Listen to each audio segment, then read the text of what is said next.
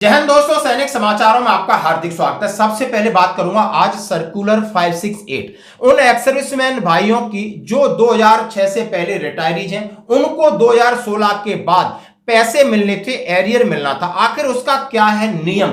अभी भी पैसे मिल रहे हैं तो आपने पैसे लिए हैं या नहीं लिए, कैसे करने कंफर्म लेना है तो किस प्रक्रिया से गुजरना होगा, पूरा A to Z डिटेल आज मैं कवर करूंगा। क्योंकि कल हमने एक पहल की थी, एक हमारे फौजी को पैसे मिले, फैमिली पेंशनर्स को पैसे मिले, बड़ी खुशी की बात है। हमारा करोड़ों रुपए सरकार के पास रह जाता है क्योंकि हमारे पास जानकारी नहीं है, तरीका नहीं पता है। तो दोस्तों ये बात पूरी कवर करूंगा। उसके साथ सेना और सैनिकों को मिले 50,000 करोड़ रुपए, ये ऑपरेशन सिंदूर में एक गिफ्ट है। ये आप कहां इस्तेमाल करेंगे, क्या होगा, इसके बारे में बात करेंगे।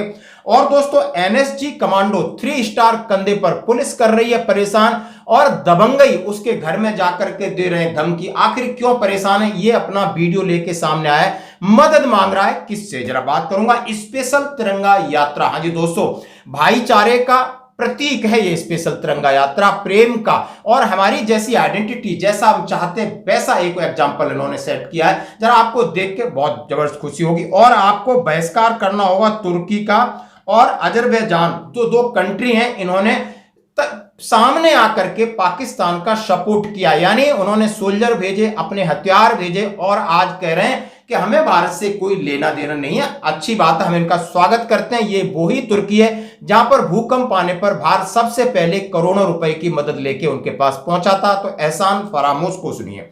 और गद्दार मीडिया, खाते हमारा है, बजाते चीन की है, बजाते पाकिस्तान की, उनको एक्सपोज किया है। 300 करोड़ हवाला से पैसा लेकर के सेना के खिलाफ बयानबाजी कर रहे थे, सेना का मनोबल गिरा रहे थे, उनके ऊपर कार्रवाई। तो दोस्तों खबरें करते हुए साथ से सबसे पहले मैं आपके सामने रखना चाहता हूं कि सर्कुलर 568 कब निकला, आखिर है क्या। ये 13 अक्टूबर 2016 को निकला था, office of the principal pension, यानी आप समझ सकते हो 13 अक्टूबर 2016 को।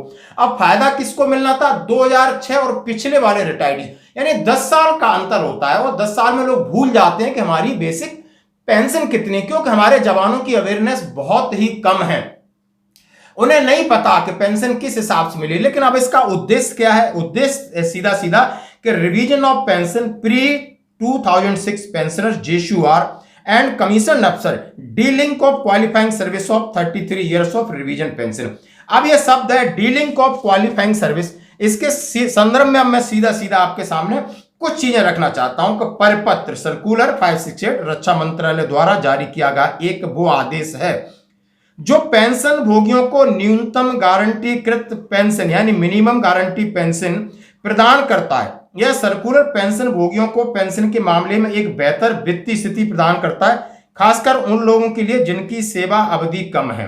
अब इसका मतलब यह है कि जो लोग 2006 से पहले आए थे तो उनका जो पेंशन कैलकुलेशन का तरीका और 2006 के बाद सीधा 50% ऑफ लास्ट पे ड्रॉ ये रखा गया। लेकिन जिनकी सर्विस कम है उनको 33 डीलिंग किया गया कि ताकि उनकी पेंशन जो 2006 के बाद 50% के हिसाब से बराबर कर दी जाए। अब यह नियम लागू होता है 1 जनवरी 2016 अक्टूबर 2016 के बाद निकलता है, लेकिन लागू हो जाती है आपकी जब आप पेंशन आए उस तरह से आपका एरियर वर्कआउट किया जाएगा।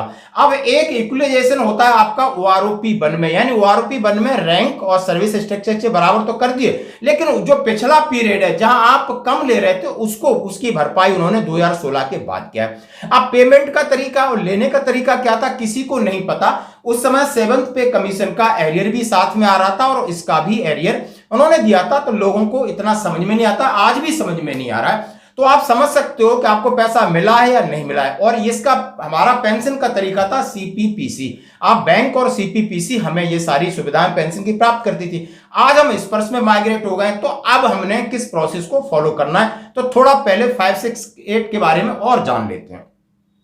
न्यूनतम गारंटी पेंशन यानी इसका लाभ क्या है, यानी सीधा सीधा मैंने कहा कि जो 50% से पेंशन कम है तो उनकी 33 वर्ष से कम क्यों न हो, मतलब उनका उन्होंने एक रेशियो निकाला, इस हिसाब से चाहे आप पेंशनर हैं, फैमिली पेंशन है, सबको मिलेगा। किसको मिलेगा? जो 2006 से पहले सेवा से निकले हैं।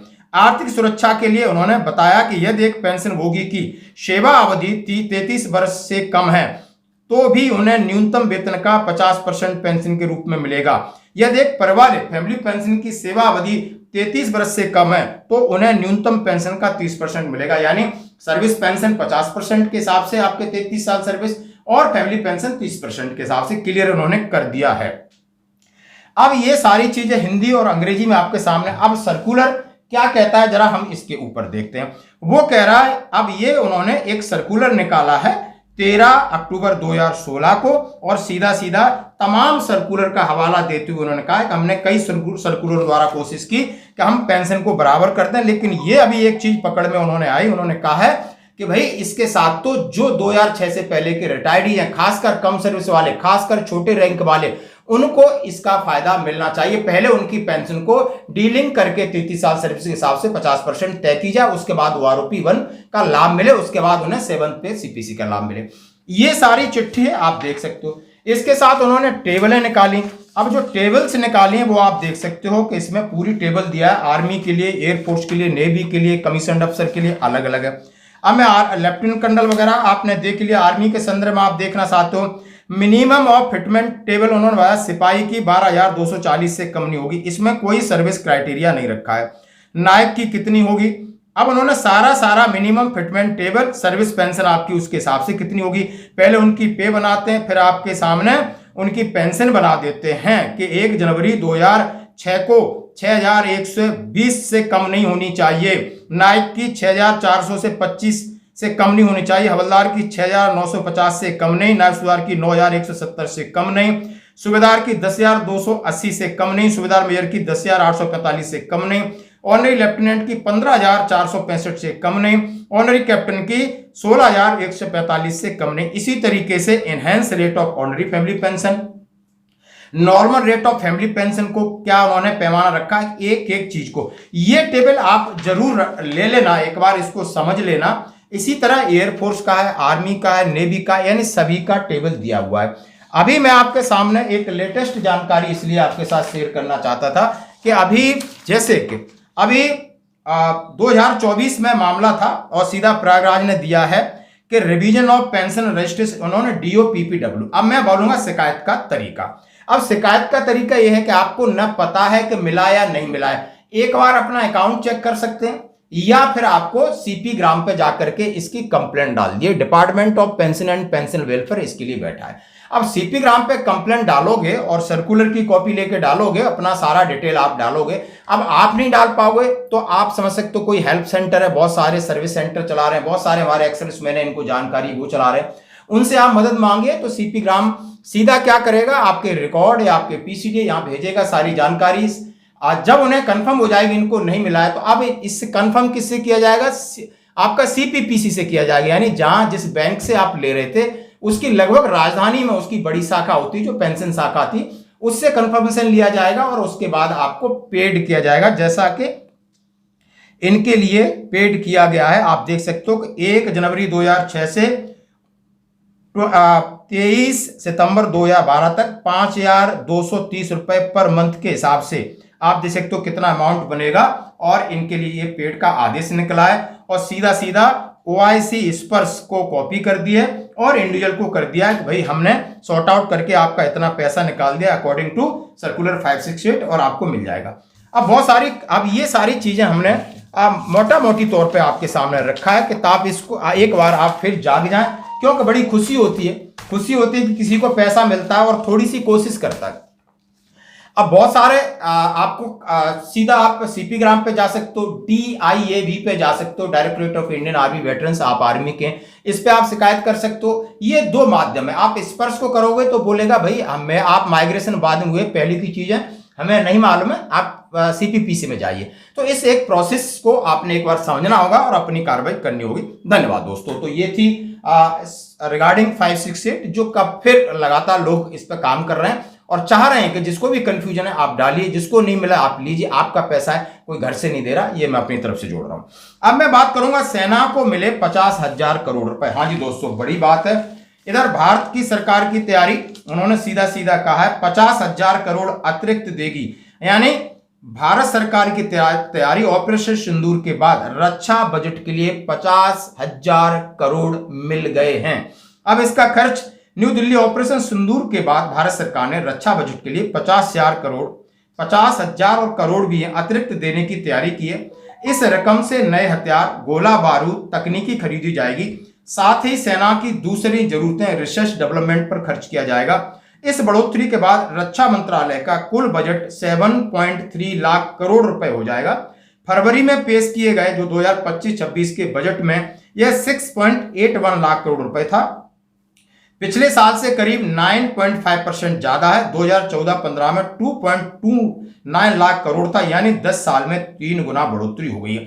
अब ये चीज, इसका मतलब मैं निकालूंगा, अब आपको समझ में तो आ गया होगा कि देश में सबसे पहली जरूरत सेना है और सैनिक हैं। अब सेना और सैनिक आपके लिए हैं, लेकिन वो शरीर से तो लड़ रहे हैं, अंतिम सांस तक लड़ेंगे, लेकिन उनके पास जिस टेक्नोलॉजी की जरूरत है, आप जिस हथियार की जरूरत है, जिस डेवलपमेंट की जरूरत है, जिस मॉरल और मोटिवेशन की जरूरत है, वो आपको देना है। सेना और सैनिकों के पीछे सरकार को खड़ा रहना है, पीछे नहीं, साथ में खड़ा रहना है। तब होगा बार और तब होगा प्रहार, जिसे कहते हैं कि ब्रह्मोस का खौफ। पाक आर्मी कंट्रोल रूम हेडक्वार्टर पहाड़ में शिफ्ट किया गया। ब्रह्मोस ने वो तबाही मचाई है दोस्तों, की बातें परत धीरे धीरे खुल रही है, लेकिन उनकी हालत बहुत खराब थी। ब्रह्मोस मिसाइल आप देख सकते हो, बहुत सारे जानते होंगे। और भारत पाक में तनाव के बीच 8-9 मई की रात जब ब्रह्मोस मिसाइल ने रावलपिंडी एयरवेस पर कहर बरपाया, पाकिस्तानी सेना के पैरों की जमीन खिसक गई थी। नतीजा यह हुआ कि सैन्य हेडक्वार्टर को रावलपिंडी से इस्लामाबाद में शिफ्ट करने के कई वर्षों के अटके प्रोजेक्ट को अब तेजी की जा रही है, यानी पहाड़ों में इसे ले जाया जा रहा है। और इस ब्रह्मोस का ही खेल था कि सारा आपका सीज फायर, घुटनों पर डीजेएमओ से बात, तो इस पे आपको प्राउड फील करना है। बाकी नेता नेतागिरी करें, बाकी जनता जिस तरीके से अपना ओपिनियन रखे, नजर रखिए, समझिए कि देश के अंदर चल क्या रहा है। हम सैनिक हैं, हम बिल्कुल अब अंधे बहरे होके नहीं काम करना है, हमने सारी चीजें देखना है दोस्तों। अब बढ़ते हैं एक और अगली खबर की तरफ। हाँ जी दोस्तों, अब मैं आपको उस सौहार्दपूर्ण माहौल की बात करता हूं जिसके लिए सेना जानी जाती है, और ये स्पेशल तिरंगा यात्रा आप देख सकते हो सूरत में है और पहलगांव में।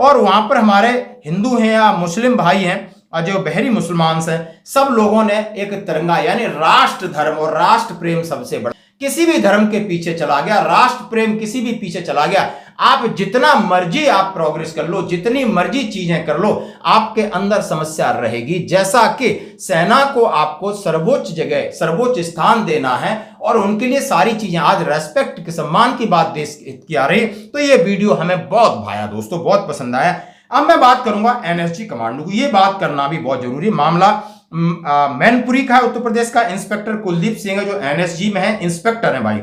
अब एक इंस्पेक्टर की ये हालत है कि एक पुलिस वाला इंस्पेक्टर ने इनकी नाक में दम कर दिया। अब इनकी ड्यूटी है दुश्मनों से लड़ना, देश की रक्षा करना, और उसका काम है अपने पैसे लेना, पॉकेट भरना, बीवी बच्चों के साथ एंजॉय करना। इसको देश और इससे कोई मतलब नहीं है। मेरा नाम इंस्पेक्टर कुलदीप सिंह, वर्तमान में एनएसजी दिल्ली में मैं पोस्टेड हूँ, मैं कार्यरत हूँ। 6 महीने से मेरे परिवार को बहुत ही बुरी तरह से टॉर्चर किया जा रहा है, ताकि मैं भी सैन्य कर्मी या सैन्य कामों में करने में मन इतना नहीं लगता है। कोई भी सेना में चूक हो सकती है सुरक्षा के लिए। मेरे घर को कई बार परेशान किया गया, टॉर्चर किया गया। थाने में एप्लीकेशन देता हूँ, बुला के जबरदस्ती दबाव में दिला के और वीडियो बना के फैसला करवा देंगे। ये तीसरी बार ये केस है। वो एक लड़का है मेरे गांव में जिसका नाम मुरारी सन ऑफ वालेटर सिंह, वो मेरे घर में फर्स्ट बार दारू पी के घुसा, पकड़ा गया था। मेरे भाई ने पकड़ा, तो पुलिस को बुलाया, पुलिस को फोन किया तो दरोगा हरिंदर सिंह और अन्य उनके साथी आए। उन्होंने आरोप लगाया उस टाइम, बोला कि ये जो है अब तुम बाहर से लाए पकड़ के, बोला ये घर में नहीं घुसा। ऐसे करके 2 दिन तक ये मामला थाने में चला, थाने में से ही फिर फैसला करा दिया।